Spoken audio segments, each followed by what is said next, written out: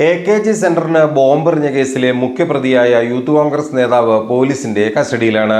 അദ്ദേഹത്തിന്റെ കാര്യങ്ങളെക്കുറിച്ചുള്ള അന്വേഷണങ്ങളെല്ലാം നടന്നു വരികയാണ്. ഇതിനിടയിലാണ് വളരെ തന്ത്രപൂർവ്വം വിദേശത്തേക്ക് മുങ്ങാനുള്ള ശ്രമം സുഹൈൽ ഷാജഹാൻ എന്ന യൂത്ത് കോൺഗ്രസ് നേതാവ് നടത്തിയിരിക്കുന്നത്. കാരണം എന്താണെന്ന് വെച്ച് കഴിഞ്ഞാൽ, വിദേശത്ത് നിന്നും വിമാനത്താവളത്തിലെത്തിയപ്പോൾ പ്രതിയെ സാഹസികമായി പിടികൂടി വിമാനത്താവള അധികൃതരുടെ സഹായത്തോടെ പോലീസിന് കൈമാറി എന്നുള്ള വിവരങ്ങളായിരുന്നു ആദ്യഘട്ടത്തിൽ പുറത്തു വന്നിരുന്നത്. എന്നാൽ വിമാനത്താവളത്തിൽ നിന്നും പ്രതിയെ കേരള പോലീസ് കൈപ്പറ്റുമ്പോൾ ഇദ്ദേഹത്തിന്റെ കൈവശം പാസ്പോർട്ട് ഉണ്ടായിരുന്നില്ല. അതായത് വിമാനത്താവളത്തിൽ എത്തിയപ്പോഴേക്കും ഈ പാസ്പോർട്ടെല്ലാം കൃത്യമായിട്ട് സുഹൈൽ ഷാജഹാന്റെ അടുത്തുനിന്ന് കൃത്യമായി കൊണ്ടുപോകാൻ ആളുണ്ടായിരുന്നു. ആ ആളുകൾ കൃത്യമായിട്ട് മാറ്റി. അതോടൊപ്പം തന്നെ ഇത്രയും നാൾ ഉപയോഗിച്ച സുഹൈൽ ഷാജഹാന്റെ ഐഫോൺ കാണാനില്ല. ആ ഐഫോണോ സാംസങ്ങിൻ്റെ രണ്ട് ഹാൻഡ്സെറ്റുകളാണ് ഇദ്ദേഹത്തിന് ഉള്ളത് എന്നാണ് പ്രാഥമിക വിവരം. ഈ രണ്ട് ഫോണുകളും ഇദ്ദേഹത്തിൻ്റെ കൈവശം ഇല്ല. ഫോണുകളെ കുറിച്ച് ചോദിച്ചപ്പോഴാകട്ടെ ഒഴിഞ്ഞു മാറുന്ന നടപടിയാണ് സ്വീകരിച്ചത്. ഫോൺ എപ്പോഴോ വിമാനത്താവളത്തിൽ വെച്ച് കസ്റ്റഡിയിൽ എടുത്തപ്പോൾ എപ്പോഴോ എവിടെയോ നഷ്ടപ്പെട്ടു, ആരോ കൊണ്ടുപോയി എന്നുള്ള രീതിയിലാണ് പറയുന്നത്. ഫോൺ എവിടെയാണെന്ന് എനിക്ക് അറിയില്ല എന്നുള്ള നിലപാടൊക്കെയാണ് ഇപ്പോൾ സുഹൈൽ സ്വീകരിച്ചിരിക്കുന്നത്. അതായത് എത്രയും വേഗം ഇവിടെ നിന്നും ഒരു ജാമ്യവും മറ്റു കാര്യങ്ങളോ കിട്ടി പുറത്തു ചാടിയാൽ ഉടൻ തന്നെ രാജ്യം വിടാനുള്ള എല്ലാ പഴുതുകളും ഉണ്ടാക്കി വച്ചതിന് ശേഷം മാത്രമാണ് വിദേശത്തു നിന്നും ഈ യൂത്ത് കോൺഗ്രസ് പ്രതി ഇവിടേക്ക് എത്തിയത്. ആസൂത്രിതമായി നടത്തിയ ചില നീക്കങ്ങളായിരുന്നു മുംബൈയിലെത്താനുണ്ടായ കാരണം. കൊച്ചിയിലോ തിരുവനന്തപുരത്തോ അല്ലെങ്കിൽ കോഴിക്കോടോ വിമാനമിറങ്ങിയാൽ കേരള പോലീസിന്റെ കയ്യിലേക്ക് നേരെ എത്തും എന്നുള്ള ബോധ്യമുണ്ടായിരുന്നു. ഇതിനൊരു മാറ്റം ഉണ്ടാക്കാൻ വേണ്ടിയിട്ടാണ് മുംബൈയോ ഡൽഹിയോ അല്ലെങ്കിൽ ചെന്നൈ അടക്കമുള്ള സ്ഥലങ്ങൾ തിരഞ്ഞെടുത്തത്.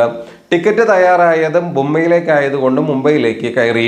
ഇവിടെ വന്നതിന് ശേഷവും ചില ആളുകളുമായി ബന്ധപ്പെട്ട് കൃത്യമായ ആസൂത്രണം നടത്തി കാര്യങ്ങളെ മുന്നോട്ട് കൊണ്ടുപോവുകയായിരുന്നു എന്നാണ് ഈ പാസ്പോർട്ട് കാണാതാകലിന് പിന്നിലും അതോടൊപ്പം തന്നെ മൊബൈൽ ഫോൺ കാണാതാകലിന് പിന്നിലുമുള്ള കാര്യമെന്ന് വ്യക്തമാണ്.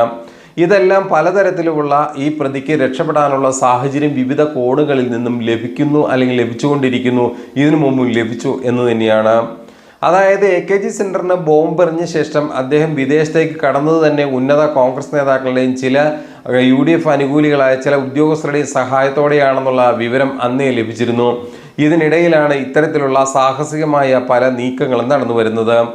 അതായത് സ്കൂട്ടറിലെത്തി രാത്രിയുടെ മറവിൽ ഒരു പെൺകുട്ടിയുടെ സഹായത്തോടെ സ്കൂട്ടറിലെത്തി മുഖം നമ്പർ പ്ലേറ്റ് മറച്ച വാഹനത്തിലെത്തി AKG സെന്ററിന് നേരെ ബോംബെറിയുകയായിരുന്നു. സുഹൈൽ ഷാജഹാൻ വളരെ ആസൂത്രിതമായി 3-4 ദിവസം അവരുടെ മണ്ഡലം, അതായത് യൂത്ത് കോൺഗ്രസിൻ്റെ തന്നെ മണ്ഡലം നേതാവുമായിട്ട് ഇപ്പോൾ അറസ്റ്റിലായ ഒരു പ്രതിയുമായിട്ട് വലിയ തോതിൽ ഫോണിൽ ഗൂഢാലോചന നടത്തി എന്നാണ് പോലീസ് അന്വേഷണ സംഘം കണ്ടെത്തിയിരുന്നു. ഈ ഫോൺ കണ്ടെത്താനുള്ള ശ്രമം നടത്തിയെങ്കിലും ഈ ശ്രമവും വിജയിച്ചിരുന്നില്ല. കാരണം ഈ ഫോൺ ഫോർമാറ്റ് ചെയ്ത ശേഷം ഏതോ കടയിൽ വിറ്റു അല്ലെങ്കിൽ ആർക്കോ വിറ്റു, ഇത് ഒഴിവാക്കി എന്നുള്ള മറുപടിയാണ് ലഭിച്ചത്. എന്നാൽ ഈ ഫോണിനെ കുറിച്ച് കൂടുതൽ ഈ വിറ്റ സ്ഥലവുമായി ബന്ധപ്പെട്ട് അന്വേഷണം നടത്തിയെങ്കിലും അന്വേഷണ സംഘത്തിന് ഇതുവരെ ഈ ഫോൺ കണ്ടെത്താൻ കഴിഞ്ഞിട്ടില്ല. അതുപോലെ കുറ്റകൃത്യം നടത്തിയ ദിവസം ഉപയോഗിച്ച ടീഷർട്ട് വട്ടക്കട പാലത്തിൽ അതിന് താഴെ നിന്നും കായലിലേക്ക് വലിച്ചെറിഞ്ഞു എന്ന് ആണ് വിവരം ലഭിച്ചിരിക്കുന്നത്. കായലിലേക്ക് വലിച്ചെറിഞ്ഞ ടീഷർട്ടും കണ്ടെത്താൻ സാഹചര്യം ഉണ്ടായിട്ടില്ല. അതോടൊപ്പം തന്നെ വാഹനം മാത്രമാണ് കസ്റ്റഡിയിൽ നിലവിൽ എടുക്കാൻ സാധിച്ചിട്ടുള്ളത്. തൊണ്ടി എന്ന് പറയുന്ന ഈ വാഹനം മാത്രമാണ് എടുക്കാൻ സാധിച്ചിട്ടുള്ളത്.